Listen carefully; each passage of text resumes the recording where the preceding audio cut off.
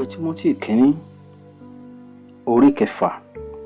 Iye àwọn tí ń ṣe ẹrú tí ń bẹ nínú ìsìn kí ó ka àwọn olúwa ara wọn yẹ sí èèyàn gbogbo, kí orúkọ Ọlọ́run àti ẹ̀kọ́ rẹ̀ kí ó má ṣe di ìsọ̀ròdì sí.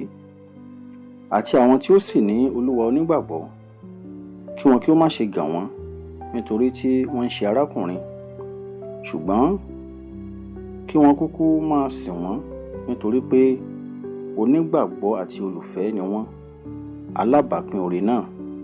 Nǹkan wọn ni kí ìwọ máa kọ́ni, kí o sì máa ṣe àfiyèsí. Bí ẹnikẹ́ni bá sì kọ́ni ní òmíràn tí kò sì fi ìmọ̀ sí ọ̀rọ̀ rere, ọ̀rọ̀ Jésù Kristi Olúwa wa, àti sí ọ̀rọ̀ ẹ̀kọ́ tí ń ṣe gẹ́gẹ́ bí ìwà bí Ọlọ́run, ó ń ṣe wèrè, kò mọ nǹkan bí kò ṣe àti máa ṣe àwárí èrè àti ìjà ọ̀rọ̀ nípa èyí tí ìlara, ìjà, ẹ̀fẹ̀, ègúnbẹ̀rẹ̀ ọ̀rọ̀ búburú tí ó jáde wá, àyípo ìjiyàn àwọn ènìyàn eléèrí ọkàn tí kò sì ní òtítọ́. Wọ́n ṣe bí ìjìrì ní ìwà bí Ọlọ́run. Lọ́dọ̀ irú àwọn wọn fa ara yọ kúrò. Ṣùgbọ́n ìwà bí Ọlọ́run pẹ̀lú ìtẹ́lọ́rùn èrè ńlá ni. Nítorí àwa kò mú ohun kan wá sí ayé yìí, ó sì dáni lójú pé àwa kì yóò sì lè mú ohun kan jáde lọ. Bí a bá sì lé oúnjẹ tí ohun ti aṣọ, kí èyí ni ó tẹ́ wa lọ́rùn. Ṣùgbọ́n àwọn tí ń fẹ́ di ọlọ́rọ̀ a máa bọ́ sínú ìdánwò àti ìdẹkùn àti sínú wèrè ìfẹ́kúfẹ̀ẹ́ púpọ̀ tí ń pani lára, tí sì ń rí ènìyàn sínú ìparun àti ègbé. Nítorí pé ìfẹ́ owó ni gbòǹgbò ìwà búburú gbogbo, èyí tí nígbà tí ẹlòmíràn ń fi ojú kòkòrò wá kiri, a ti tàn wọ́n jẹ kúrò nínú ìgbàgbọ́, wọ́n sì fi ìbìnújẹ́ púpọ̀ gún ara wọn lé ọ̀kọ̀.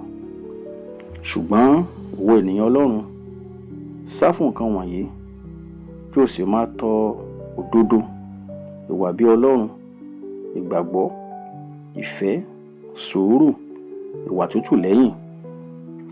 Máa ja ẹ̀jà rere ti ìgbàgbọ́. Fi ọwọ́ lé ìyà ìnípẹ̀kun, ibi tí a gbé pè ọ́ sí pẹ̀lú, tí ìwọ sì ṣe ìjẹ́wọ́ rere níwájú ẹlẹ́rìí púpọ̀.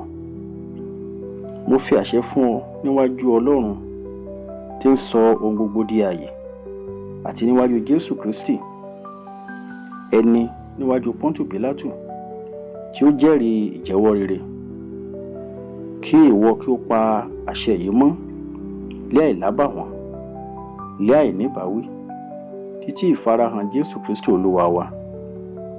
Ní ìgbà tirẹ̀, ẹni tí yóò fi hàn olùbùkún àti alágbára náà kan ṣoṣo, ọba àwọn ọba àti olúwa àwọn olúwa, ẹni tí òun nìkan ṣoṣo ní àìkú. Ó tẹ̀dó sínú ìmọ́lẹ̀ tí ẹnìkan kò lè súnmọ́, ẹni tí ẹnìkan kò rí rí, bẹ́ẹ̀ lé a kò lè rí, tí ọlá àti agbára ń bẹ fún láéláé. Àmín. Kìlọ̀ fún àwọn tí ó lọ́rọ̀ lé ayé yìí, kí wọn kí ó má ṣe gbéraga, kí wọn kí ó má ṣe gbẹ́kẹ̀lé ọ̀rọ̀ àìdánilójú, bí kò ṣe lé Ọlọ́run alààyè tí ń fi ohun gbogbo fún wa ní lílò lọ́pọ̀lọpọ̀.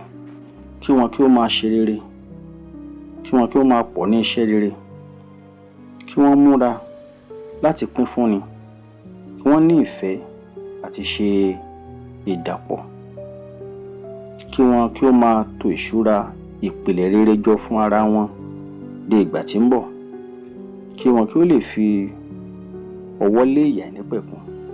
Tímótì, pa èyí tí a fi so ọ nì mọ́. Máa yẹ ọ̀rọ̀ asán sílẹ̀, ọ̀rọ̀kọ́rọ̀ àti ìmọ̀ ìjiyàn, ọ̀rọ̀ tí a fi èké pè bẹ́ẹ̀, tí àwọn ẹlòmíràn jẹ́wọ́ tí wọ́n sì ṣìnà nínú ìgbàgbọ́. Kí oore ọ̀fẹ́ kí ó wà pẹ̀lú rẹ àmín.